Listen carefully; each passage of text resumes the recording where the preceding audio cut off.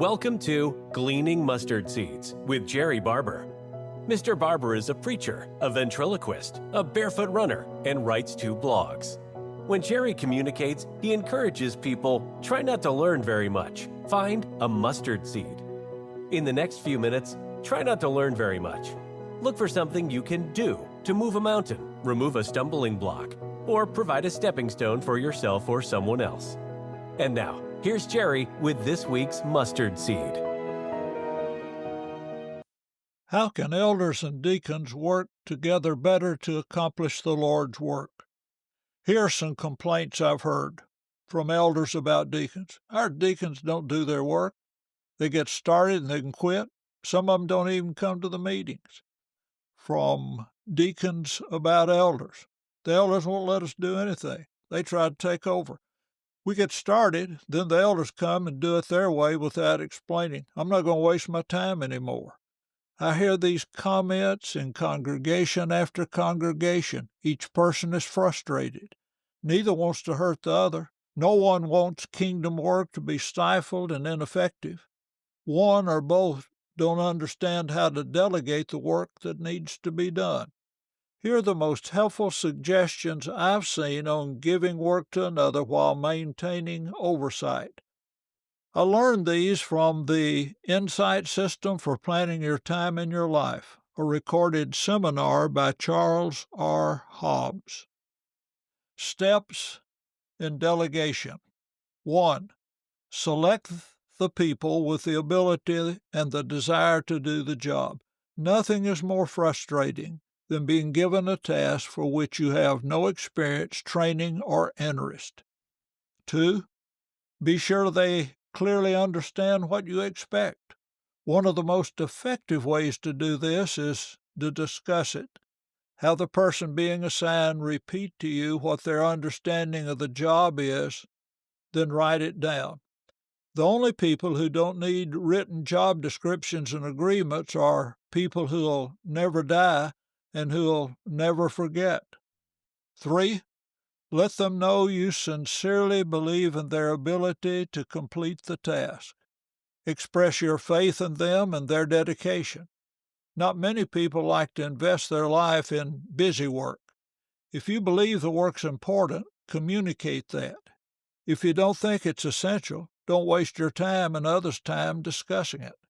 4. Secure their commitment to follow through. Ask how they feel about the job and being responsible for carrying it out. Don't assume someone agreed to do a task. 5. Negotiate a deadline. A deadline has been established when you have a day, date, year, and time. The deadline may designate when the task is completed or when an evaluation will be conducted. 6. Provide latitude for them to use their imagination and initiative. The person given the task may use a different method or approach than you would have used. 7. Let them know in the beginning you'll follow up and do it. At the initial meeting, it's usually good to set up a time of follow-up and evaluation. If there's no follow-up and accountability, it's a clear sign you didn't believe it was important. 8. Don't do the job for them. To give a person a project, then do it yourself, is to assure they'll not be interested in being recruited again. If they're not getting the work done on time, check, investigate, and help solve the problem or at least understand why the work's not progressing. Determine if it needs to be reassigned, assistance given, or the deadline extended. 9. Reward them commensurately with the results they produce. People need encouragement. Part of your job as a leader is to provide recognition and affirmation. Notes, announcements, thank you conversation, plaques, and dinners are ways of saying thank you, job well done, I appreciate you. Michael Hyatt has some excellent material on delegation and many other leadership topics. One helpful blog post is the 5 levels of delegation. I'll put a link in the show notes for that post. Michael says, as a leader, when you delegate a task, you need to make it clear what level of authority you're conferring on others. Level 1, do as I say. This means to do exactly what I've asked you to do. Don't deviate from my instructions. I've already researched the options and determined what I want you to do. Level 2, research and report. This means to research the topic, gather information, and report what you discover. We'll discuss it, and then I'll make the decision and tell you what I want you to do. Level 3, research and recommend. This means to research the topic, outline the options, and bring your best recommendations. Give me the pros and cons of each option, then tell me what you think we should do. If I agree with your decision, I'll authorize you to move forward. Level 4, decide and inform. This means to make a decision, then tell me what you did. I trust you to do the research, make the best decision you can, and then keep me in the loop. I don't want to be surprised by someone else.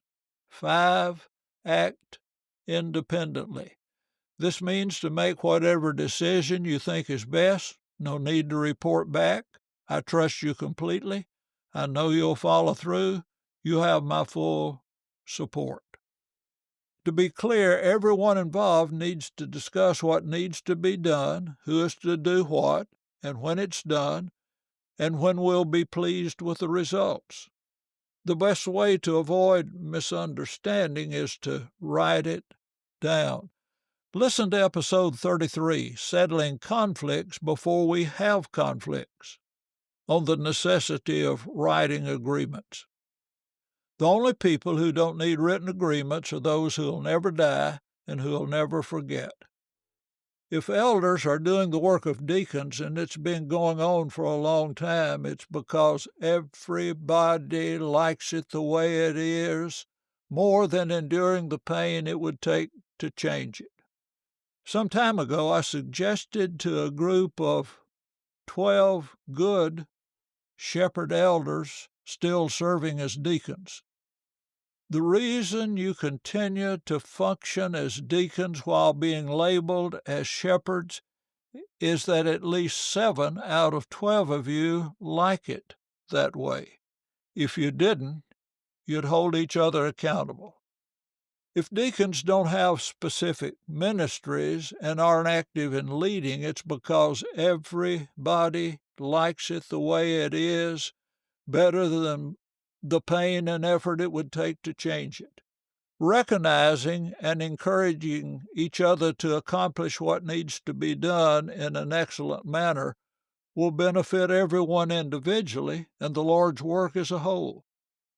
During a gospel meeting, I watched an elder work hard for hours in the hot summer sun on one of the building's air conditioners.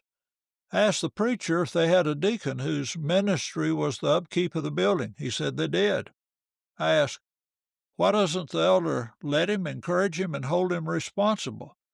The preacher replied, it's easier to work with air conditioners than it is to work with people. That's one of the best explanations of the confusion of roles in church leadership I've ever heard.